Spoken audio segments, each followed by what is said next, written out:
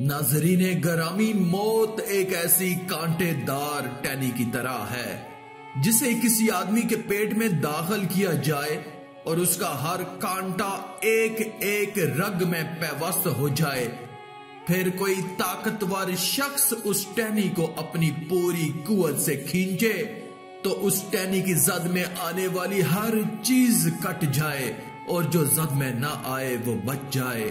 مومن پر دنیا اور آخرت کا کوئی خوف موت سے بڑھ کر نہیں۔ یہ خوف آروں سے چیر جانے، کینچیوں سے کاٹنے اور ہانڈیاں میں ابلنے سے بھی زیادہ سخت ہے۔ اگر کوئی میت قبر سے نکل کر دنیا والوں کو موت کی سختیاں بتا دے تو وہ نہ زندگی سے نفع اٹھا سکیں گے اور نہ نیند سے لذت حاصل کر سکیں گے۔ دوستو، ایسا ہی ایک عبرت انگیز اور سبق آموز واقعہ سنانے لگا ہوں۔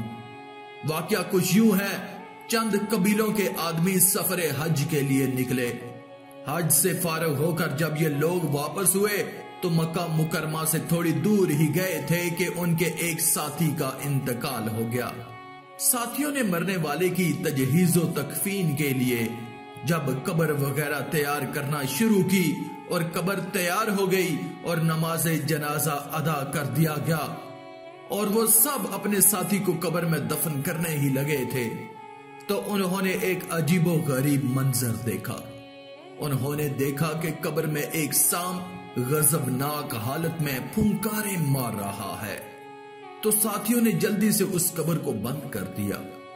دوسری قبر تیار کی گئی۔ جب قبر تیار ہو گئی تو وہی سانپ اس قبر سے بھی نکل آیا اور غضبناک حالت میں پھنکاریں مارنے لگا۔ دوبارہ اس قبر کو بند کر دیا گیا۔ اس کے بعد کچھ ہی فاصلے پر ایک اور قبر تیار کی گئی۔ جب قبر تیار ہو گئی تو اس قبر میں بھی وہی سانپ موجود تھا جو غضبناک حالت میں پھنکاریں مار رہا تھا۔ تمام ساتھیوں نے سوچا کہ یہ زمین ہی سانپوں والی ہے، لہٰذا جہاں کہیں بھی قبر کھودیں گے اس میں سے سانپ نکل آئیں گے۔ لہٰذا باہم مشورہ کرنے کے بعد وہ تمام فتویٰ حاصل کرنے کی غرض سے مکہ مکرمہ پہنچے اور حضرت عبداللہ بن عباس رضی اللہ تعالیٰ عنہ سے دریافت کیا۔ حضرت عبداللہ بن عباس رضی اللہ تعالیٰ عنہ نے جواب دیا کہ اس مردے کو اللہ تعالیٰ عذاب قبر میں مبتلا کرنا چاہتا ہے، اس لیے اگر تمام روئے زمین کو بھی کھود ڈالو تو تم اس عذاب قبر کو ہر جگہ پاؤ گے۔ تم لوٹ جاؤ، اسی قبر میں اس شخص کو دفن کر دو۔ فتویٰ پانے کے بعد ان لوگوں نے اپنے ساتھی کو سانپ کی موجودگی میں ہی اوپر سے قبر میں ڈال دیا۔ لوگوں نے جب یہ عبرتناک منظر دیکھا کہ سانپ نے سب سے پہلے حملہ اس کی زبان پر کیا اور اس کی زبان کو کاٹنے لگا، ان لوگوں نے جلدی سے قبر کو بند کر دیا۔